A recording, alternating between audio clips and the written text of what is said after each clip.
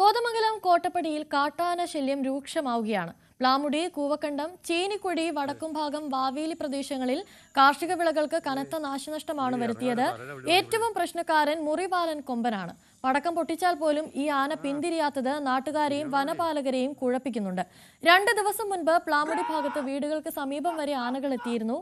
ഇന്ന് പുലർച്ചെ ചേനിക്കുഴി ഭാഗത്ത് മനോജ് എന്ന കർഷകന്റെ റംബൂട്ടാൻ, പൈനാപ്പിൾ, ഫെൻസിംഗ് തുടങ്ങിയവ ആനക്കൂട്ടം നശിപ്പിച്ചു.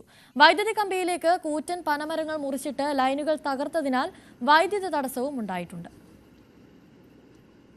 ജനങ്ങളുടെ നേരെ നമ്മൾ ടോർച്ച് അടിച്ച് നമ്മുടെ ജനവാസ മേഖലയിൽ ആന ഇറങ്ങി കൃഷി നശിപ്പിച്ചുകൊണ്ടിരിക്കുമ്പോൾ നമ്മൾ ടോർച്ച് അടിച്ച് അതിനൊന്ന് ഓടിച്ചു വിടാൻ നോക്കിക്കഴിഞ്ഞാൽ ഈ ടോർച്ച് വട്ടത്തിന്റെ നേരെ ആന വന്നിട്ട് നമ്മളെ ഉപദ്രവിക്കുന്ന ഒരു രീതിയിലേക്കാണ് ഇപ്പൊ ഈ ആന കാണിച്ചത്. കാരണം ഫോറസ്റ്റുകാർക്ക് വരെ ഈ ആനനെ പേടിയാണ് ഇപ്പൊ.